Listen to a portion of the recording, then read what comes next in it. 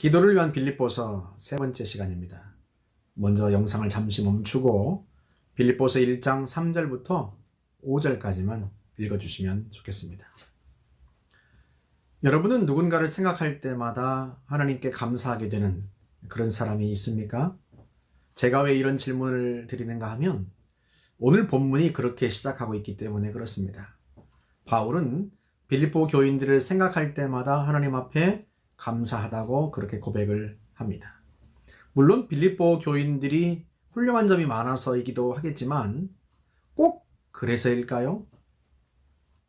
바울은 이 편지를 쓰기 오래전에 데살로니가 교회 성도들에게 범사에 감사하라 하고 말한 적이 있습니다. 범사에란 말 속에는 감사할 만한 일도 포함되지만 감사할 만하지 못한 일도 당연히 포함됩니다. 다시 말하면 감사란 바울에게서는 삶의 습관이요 태도의 문제였던 거죠. 바울이 얼마나 감사가 몸에 밴 사람인가를 보여주는 대목이 고린도전서 1장 4절 이하에 나옵니다. 제가 우리말 성경으로 한번 읽어드리겠습니다. 나는 그리스도 예수 안에서 여러분이 받은 하나님의 은혜를 인해 여러분에 대해 항상 내 아버지께 감사드립니다. 이는 여러분이 그리스도 안에서 모든 일, 곧 말과 모든 지식에 있어서 풍성하게 됐기 때문입니다.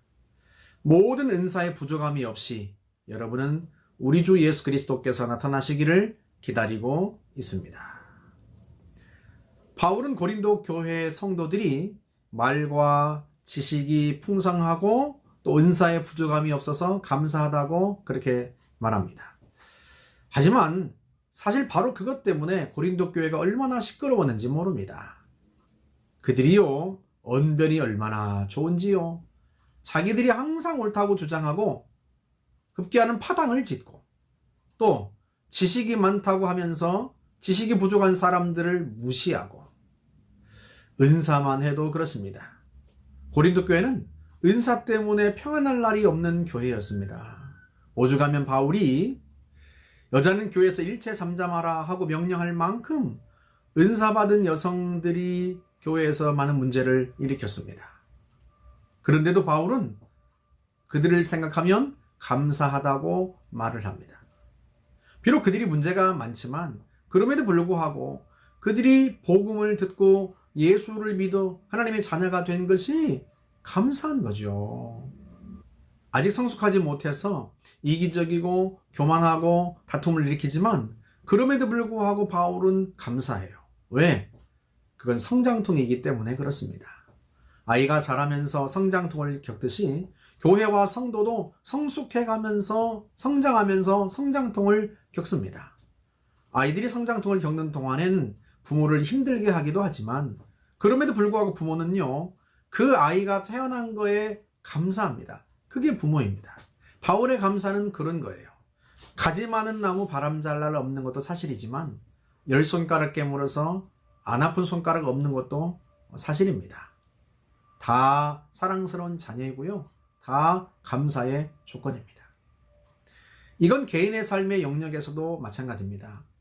내게 있는 것이 얼마나 귀한 것인지 안다면 우리는요 감사하지 않을 수가 없습니다. 언젠가 아이들이 아빠, 아프리카 아이들은 왜 피부에서 벌레가 뚫고 나와요? 하고 질문한 적이 있어요. 그 기생충들은 아이들이 더러운 물을 마셔서 감염된 것입니다. 우리가 아무렇지도 않게 콸콸 쏟아버리는 수돗물을요 마시고 싶어도 마시지 못하는 아이들이 있어요. 마실 물이 없으니까 더러운 물을 마시고 그 더러운 물 속에 있던 기니웜이라는 기생충 알이 몸속에 들어가서 그게 부화해서 나중에는요 피부를 뚫고 나오기도 한단 말이죠. 기니웜병에 걸리면 사지가 마비되기도 하고요. 심지어는요 목숨을 잃기도 합니다. 기니충은 맨발로 다닐 때 발에 난 상처를 통해서 감염되기도 하는데요. 운동화 한 켤레만 신발 한 켤레만 있어도 예방할 수 있는데 신발이 없는 아이들이 80%에 달합니다. 우리가 신다가 실증나서 버리는 신발을 모아서 전달해 주기만 해도 많은 아이들의 생명을 구할 수가 있는 거죠. 생각해보면 내가 가진 것, 내가 당연히 누리고 있는 것들이 사실은 감사의 조건입니다. 우리가 감사하는 태도가 모자라다 보니까 거기에서 감사할 이유를 찾지 못하는 것 뿐이에요. 그래서 오늘은 여러분에게 감사 일기를 쓸 것을 다시 한번 제안합니다. 매일 하루 일과를 마친 후에 3가지 감사할 조건들을 찾아서 기록하는 거죠. 첫째, 오늘 내게 행복한 일이 있었는가? 가령 오늘 다른 날보다도 장사가 잘 되었다면, 또는 어려운 계약이 성사되었다면 당연히 행복한 일 아니겠습니까?